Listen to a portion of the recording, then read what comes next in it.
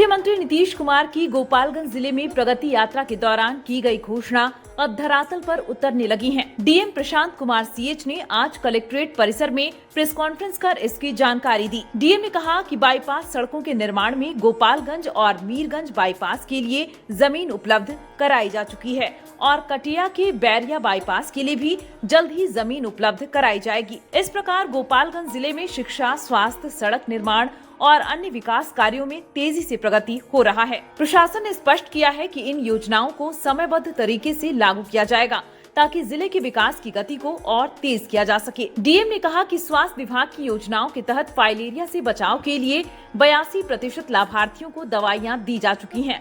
प्रसव पूर्व जांच का 99% लक्ष्य प्राप्त किया गया है और 101% पूर्ण टीकाकरण का लक्ष्य भी हासिल किया गया है। आशा कार्यकर्ताओं के रिक्त 68 पदों में से 64 का चयन कर लिया गया है। ग्रामीण विकास कार्यों का जिक्र करते हुए डीएम ने बताया कि सरकार ने ग्रामीण सड़क योजना के तहत 546 करोड़ रुपए आवंटित किए हैं, जिसमें 629 किलोमीटर लंबी सड़कें शामिल हैं। इस परियोजना के तहत जिले में कुल 284 पथों की मरम्मत, निर्माण और रख रखाव का कार्य किया जाएगा। इसके परिणाम स्वरूप जिले में ग्रामीण सड़कों का जाल बिछने की दिशा में महत्वपूर्ण कदम उठाए गए हैं। गोपालगंज में बिजली के संकट से निपटने के लिए 4 पावर सब स्टेशनों का निर्माण किया जा रहा है। इनमें से 3 पावर सब स्टेशनों के लिए जमीन पहले ही मिल चुकी है और उनका निर्माण चल रहा है, जबकि मांझा की उमर मठिया में एक और पावर सब स्टेशन के निर्माण की प्रक्रिया जल्द शुरू की जाएगी।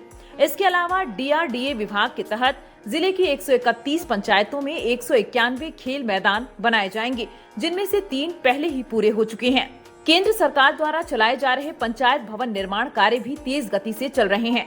जिले की 230 पंचायतों में पंचायत सरकार भवन बनेंगे, जिनमें से 86 पंचायतों में LAEO और 64 पंचायतों में भवन निर्माण विभाग को जिम्मेदारी दी गई है।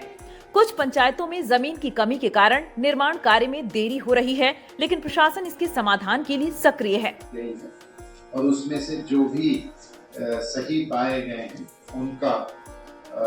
उनका देखिए 1 तारीख को हम लोग विशिष्ट शिक्षक के रूप में नियुक्ति पत्र वो ऑलरेडी विभाग से इसको टेकअप कर ली गई है।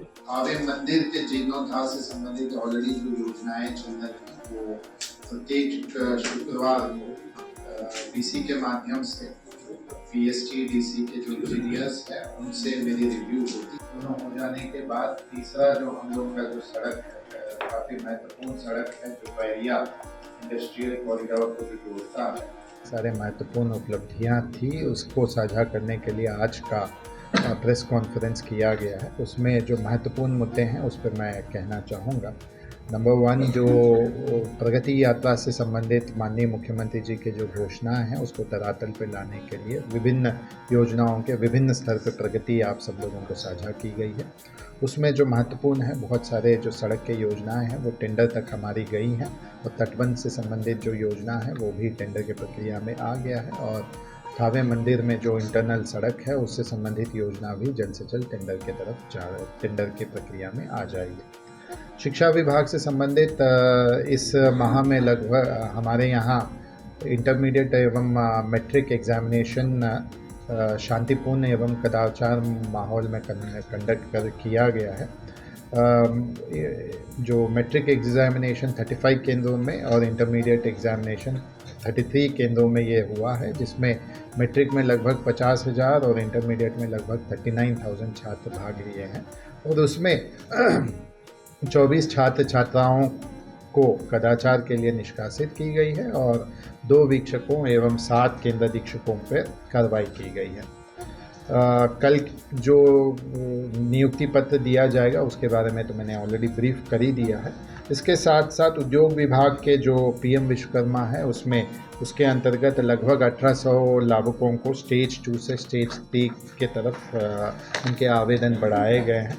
कृषि विभाग में लगभग 2.32 लाख किसानों को 19वां किस्त के तौर पर 2,000 रुपये प्रधानमंत्री किसान सम्मान निधि योजना के अंतर्गत 24 तारीख को DBT के माध्यम से ट्रांसफ़र किया गया है।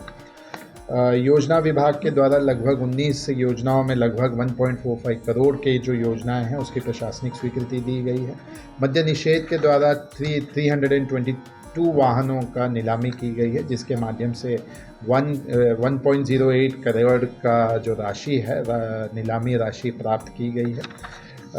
स्वास्थ्य विभाग की मैं बात करूं तो एमडीए के अंतर्गत फाइलेरिया से बचाव के लिए लगभग 32 लाख के टारगेट के विरुद्ध 82% की उपलब्धि हम लोगों ने हासिल किया और 99% टारगेट के विरुद्ध एएनसी और 101 टारगेट के विरुद्ध फुल इम्यूनाइजेशन किया गया है। और आशा का पूरे 3 या 4 महीने में लगभग 64 आशाओं को चयन करते हुए इनको नियुक्ति पत्र भी उपलब्ध कराया गया।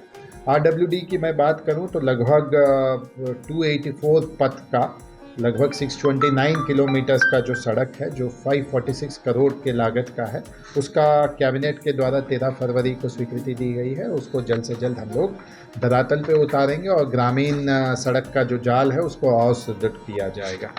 इसके साथ साथ जो बाढ़ नियंत्रण से संबंधित हमारे यहाँ जो 80 से लेके 152 किलोमीटर तक जो सारण तटबंध तक जो कंस्ट्रक्शन है उसका भी टेंडर के प्रक्रिया तक पहुंच गया है। ये माननीय मुख्यमंत्री जी के घोषणा के उपलक्ष्य में ये कार्रवाई की जा रही है। और विद्युत विभाग से संबंधित मांझा में पावर सबस्टेशन के लिए ज़मीन उपलब्ध कराया गया है, इसको भी जल्द से जल्द इसका भी कंस्ट्रक्शन होगा। मेरे तरफ से बस इतना ही। पुनः आप सब लोग आज के प्रेस कॉन्फ्रेंस में उपस्थित हुए और भाग लिए, इसके लिए आप सब लोगों को मेरे तरफ से जिला प्रशासन की ओर से धन्यवाद। Thank you.